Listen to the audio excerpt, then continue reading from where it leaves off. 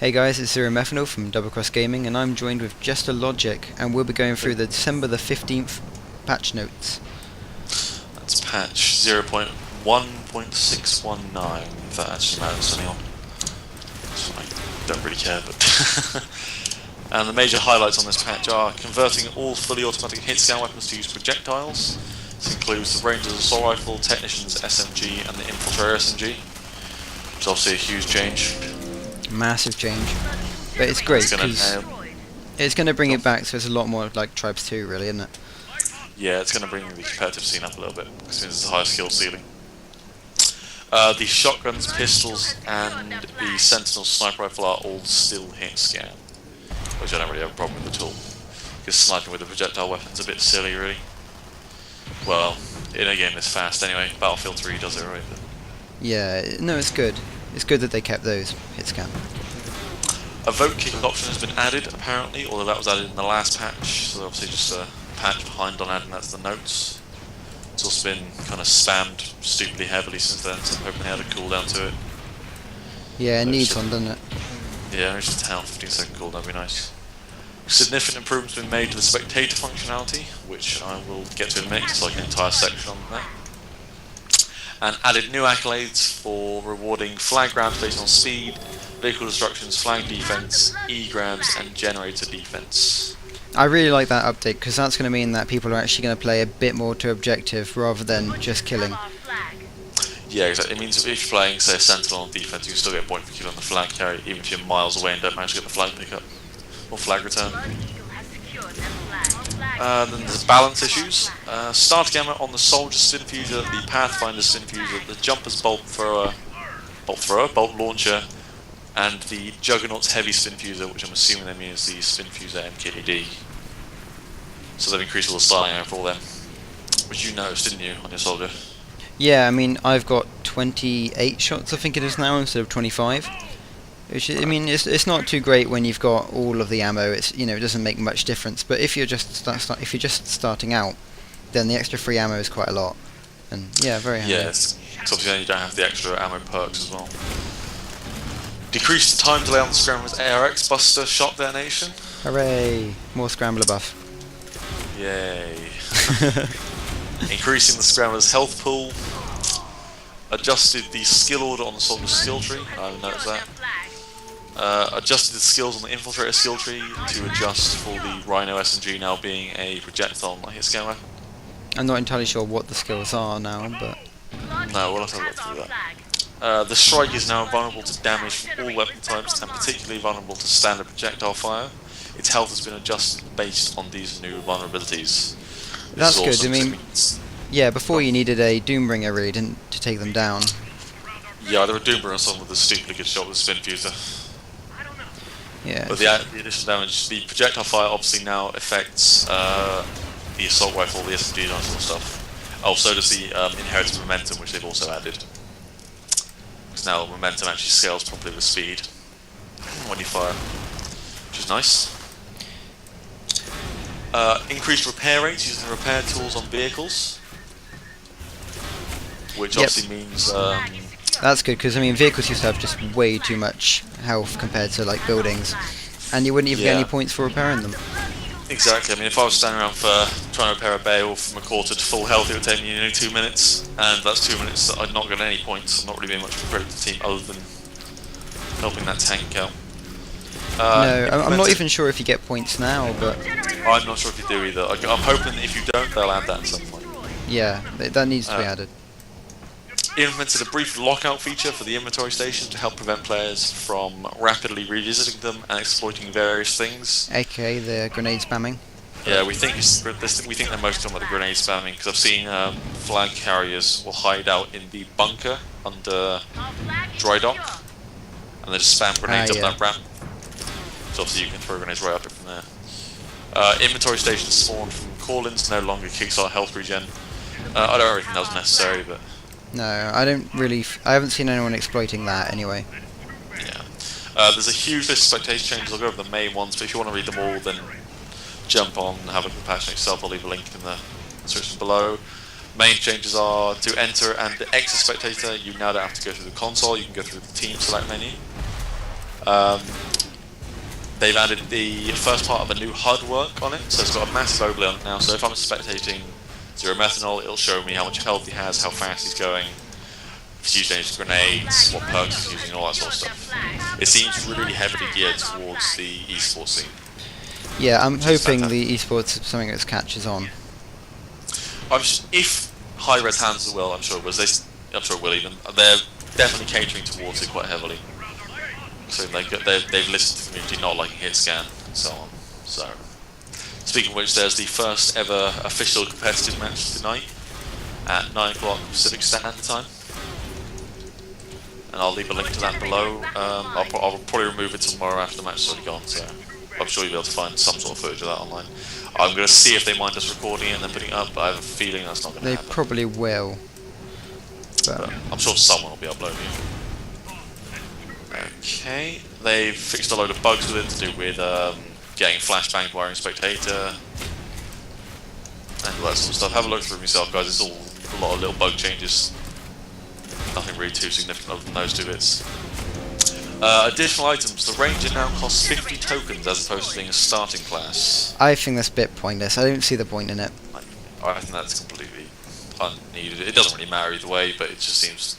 I mean, the reason they gave, we hope this will help new players understand the class unlock process. Honestly, I don't know anyone who was confused by it. It's not the hardest system to understand. They've improved notifications when classes and skills become affordable with tokens and XP. Haven't really noticed that much. Locked classes are now ordered in on the class screen depending on their prices, so the cheap classes I'm assuming will be at the top. So that means what would be Ranger, then Ranger, Pathfinder, Juggernaut. And the rest of them, I don't... Unless they change the price, they're all the same price, aren't they? Not Unless sure. they've changed it all to 9800. No, I think some are cheaper. But I'll have to look over that. The game's console has undergone major changes. Launching the console will default into the same menu, so if you type anything into it, it'll auto put it into the chat channel, allowing you to type chat messages even at match end. To execute the command, you must start the command with a slash, and the current supported commands are report, mute, unmute, vote kick, and quit. Hopefully the vote kick won't have a cooldown like we said before, but... yeah, it needs one. Vehicle improvements, including a HUD panel showing ammo and clip sizes. That's just a nice touch that should have been there a while ago, really. Fixed an issue where skiing on a flat surface after previously skiing downhill could incorrectly compute velocity and cause projectiles that inherit the shooter's velocity to veer off course. I haven't experienced that. I haven't, that's all. And here's the best described thing in the patch note. Oh yeah? Fixed grav cycle passengers floating off into oblivion. I'm not entirely sure if that's a good thing. Yeah, Floating off into oblivion sounds awesome. Yeah. Beowulf's secondary gunner traces now function properly, which is nice. Muzzle flash is now correctly working on all vehicles. Fixed an issue where the Doombringer's saber launcher missile particle effects were barely visible.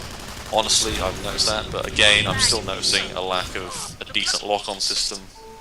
It's still buggy as hell. It's a bit better than it was, but it's still not that usable. They still need to fix corpses flying miles into the skybox when you die. Yeah, that needs fixing as well. It's a bit annoying. Only happens in certain areas. If you're indoors, it happens.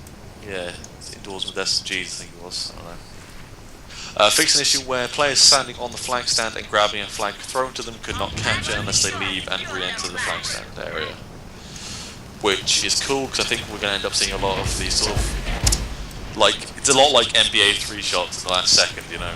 People will be throwing the flag crazy distances to try and get a fast cap at the end of a match. Oh, excuse me. Yeah, that'd be very cool. Looking forward to cool that. videos. So if you're listening, go make an awesome video where you throw the flag to someone. Yeah, we'll watch it. On dry dock. Throw it from dry dock onto the flag stand, and I'll give you a shout out. That'd be cool. Fixed an issue where players were stuck jetpacking when entering an inventory station while using the jetpack. I never had that bug, but I think I heard a couple of people that did, so it's good to see that they're fixing it regardless. Fixed an issue where the first person's arms would sometimes not be correct with their team on spawn or when changing classes. We noticed this last week, like we were saying, because they apparently fixed it last week, and yet I didn't have the problem until the last week's patch. It is fixed now. I mean, I'm looking at my arm and it's the right colour, so...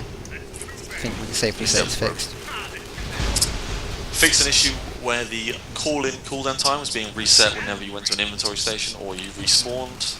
I didn't really notice that, but again, I'd like to see a shorter cooldown on the orbital drops anyway. Fixed an issue with the Sentinel's drop jammer, where in some cases it continued the jamming effect on players who were outside of the range. That was quite a bad bug, really.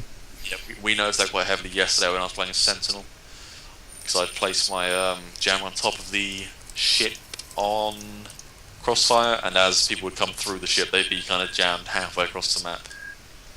Which is cool, but it's also an unbelievably annoying bug. Yeah, it's pretty exploitable, to say the least. Yeah. Fixed an issue where keys were unusable when adding friends. I didn't notice that. There's a new login screen, which is very nice. It's very clean, and is actually a decent resolution. Looks a lot like the Tribes 2 one. Same sort of background sort of thing. Yeah, it looks a lot more professional. Yeah. The player summary scene, or I'm not sure what they call them scenes. The player summary screen. That's pretty typo. Well, I did it a couple of times, so that's typing in a lot. Player summary screen set as default after finishing a map instead of the experience screen, which is a nice little touch. Yeah. And some elements of the previous default XP summary have been incorporated into the player summary. Social panel renamed to the friends panel. Just a little change. Various bug fixes and enhancements for the class's screen. Do they really call it scene in every? Yeah. End of match chat is now done through the new console, which is really starting to bug me. I don't understand why they don't just have the chat open. Fixed bug allowing users to change what others see when they issue the VGS commands. No idea what that was. I didn't see any bugs with that. Nope.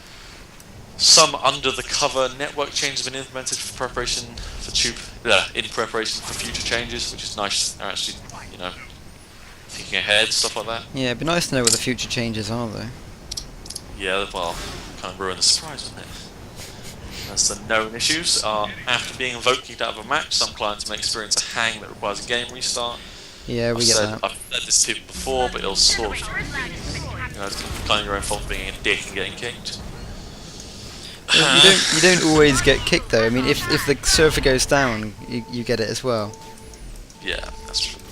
And stealth players may show a small effect while skiing, which I'm kind of worried about, but let's see what that is. That'd be fixed. And that's the soon. end of the patch notes. That's pretty good. I mean, in summary, really, the major thing is the hit scan being removed, and yeah, the two major things for me are the strike damage being ramped up and the hit scan being removed, and that's two massive changes that's going to have a huge impact on comp play.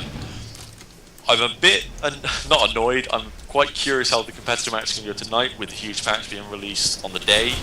It's kind of shot the guys in the foot because then their ranger players are going to be scrambling around pretty quick to try and find reference points on speed of projectiles and stuff like that. But let's see how that goes. It's true. It's a little short notice. Yeah, I don't expect to schedule patches around matches though. But yeah, other than that, I quite like this patch. I think it's quite good. There's a couple of little things I still like to see changed, but I'm sure, obviously, again, it's still beta. They're going to update. I'm assuming once a week. It seems that way. So. What things have you got in mind that need changed? Well, like I said, they need to reduce the cooldown on orbital strikes to 15 seconds as opposed to 30. Leave the orbital strikes to 30. They need to fix the saber launcher. Just little things like that. Nothing major.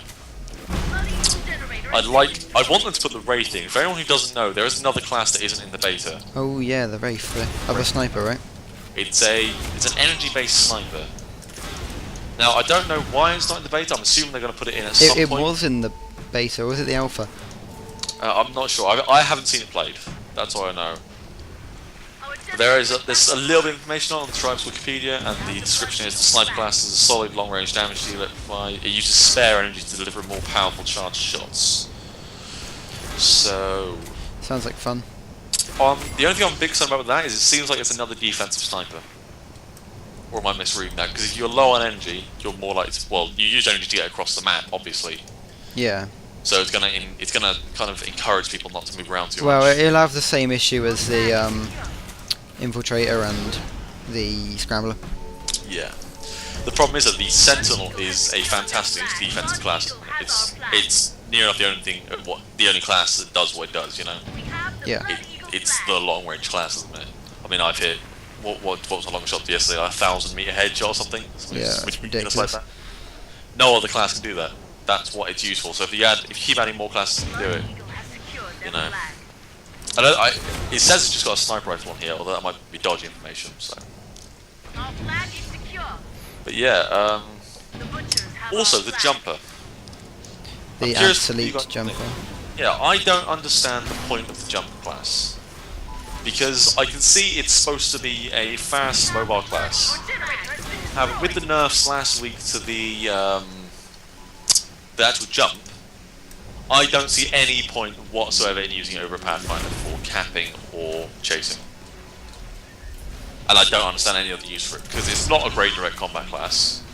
It's not terrible, but if I was going to play a class playing like midfield roaming... The Sawn-Off Shotgun's quite good. Yeah, the shotgun has received a boost in the last few weeks, that's hit really hard. But again, I wouldn't use the shotgun as my main weapon. You nerf something, you have to be super close. Yeah. I mean, I think what they're trying to do is balance it so that and the Pathfinder are both viable for different reasons for capping. But at the minute, the Pathfinder is just a better class, hands down. Like yeah, if you want to go capping, you want to be Pathfinder, really. Yeah, for capping, I want to use Pathfinder. For chasing, I want to use Pathfinder just because of the grenades. And this Spinky is a much better weapon than the crossbow. For midfield roaming, if I want to play light class, I'll play the Pathfinder again. You know, there just doesn't seem much point in playing the jumper. I'm curious what you guys think. If you think there is a reason, feel free to tell me, because I'm quite curious. It seems like a fun class to play, don't get me wrong, but it just seems not as good. If you can see my point. Yeah, I mean, if they made the jump a lot more powerful, you know, it would be a better class. I mean, from testing earlier on, it got me to around 8 miles an hour from standing, which, you know, isn't that significant really. I can get that in like 2 or 3 seconds on a hill.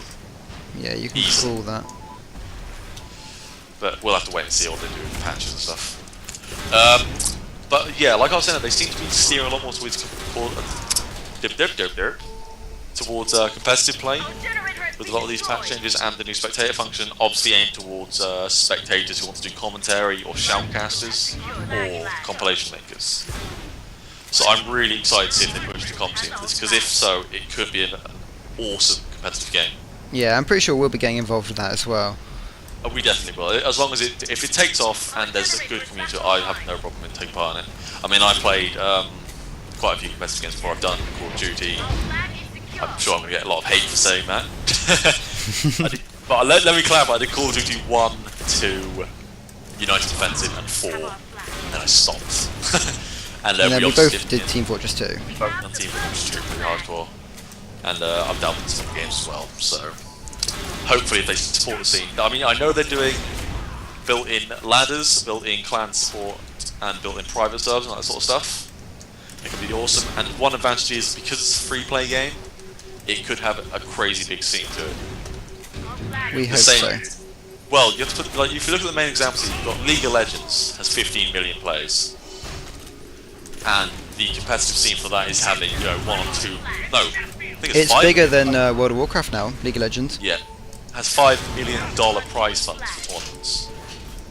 I want you to really think about that for a second. Think of the money. Yeah. And then you've got games like Team Fortress is free, and that's got a crazy big scene to it, especially competitively. For anyone who doesn't know, the competitive scene of Team Fortress is huge. There's a lot of meta game to it, but it's ridiculously skill based if you watch like a soldier video on YouTube. So I mean, if they support it, and with it being a free play game, it could take off massively as an esports game. We hope so. The community's got to get behind it as well. You've got to push for tournament stuff. I mean, to have competitive matches being broadcast in a beta is already a very good sign. You know? Yeah, definitely. I mean, Tribes 2 had a huge competitive scene to it. I played a little bit of Tribes 2 competitively, but not a huge amount. Okay, and then on to channel news. Other games I'm going to be playing. I'm going to put out a lot of non-Tribes content over the next couple of weeks, hopefully. But don't worry, we are still going to be doing a lot of tribes content, so don't... yeah, we'll still stick to doing tribes. We're going to be covering tribes as long as it's going. Probably. Give myself a little bit of an option to fly if we need to. But I mean, I've got a infiltrator video in the works. We're going to be up for another couple of days. Keep you guys open for that, and I'm going to do a... Oh god, what's the other class I'm going to do? I've forgotten which ones we've done now. You're doing Technician at some point. Yep. You got to do Raider eventually. Now with the Raider nerfs. Yeah, for anyone who's curious, the Raider SMG took a huge nerf in the last patch. I'm pretty sure we said it in the last video. I've been playing it a lot since then. That's been really good fun. I saw a great guy on the forum. Someone of the signature is "fuck it, I'll play Raider." Made me laugh. But, he's got to change that now. Yeah, he's got to change it to match now because the Raider was the most overpowered class in the game for a very long time. Honestly, if anything now, it seems to be underpowered, but let's see how they balance out. Again, the Raider though is a class I'm not entirely sure what the role is supposed to fill, because it seems to be aimed at taking out vehicles, base turret. It's a harassment class with a decent combat edge to it with the SMG. But it seems anything you can do that the other class, I mean, Scrambler and Infiltrator destroy enemy bases. I mean, me and you have done it before, haven't you? I mean, we've gone double up. Yeah, oh yeah, that was insane. Ripped apart enemy bases. In all fairness, I think Scrambler and anything, or Infiltrator and anything, is pretty good at taking down bases. Yeah, the Infiltrator's sticky grenades are absolutely lethal for it, so... But anyway, yeah, I'm sure eventually it'll become quite evident how it's used. It might. I don't think the Raider's going to see much use in competitive play. I'll say that. Should we wrap this up now? Yeah, sure, I guess. My match just ended, so... Okay, yeah, let's go over the next game I'm going to be covering next. I'm going to be doing some Nuclear Dawn videos over the next couple of days, because that's on free weekend, so if you want to play that with us, hit some in the comments. Trying 2, I'll be covering a lot more over the next couple of days, that'll be coming out. We can cover Team Fortress if you guys want, and post below what sort of games you guys want to see. Because, like I said, we are going to do tribes, we'll do other stuff as well. And I think that's it. Yeah, I mean, hit us up with some comments, say what you want, say, you know, if it's been useful or whatever. Also, we did get a huge spike of views over the last few days, so if anyone's been spreading the word, thank you very much. Yeah, cheers guys, really helps. We did get like an extra 1,500 views in like 6 hours, so that's great. But yeah, I think that's it. Alright, cheers guys, we'll put up some videos soon and we'll see you then. Peace. Peace out.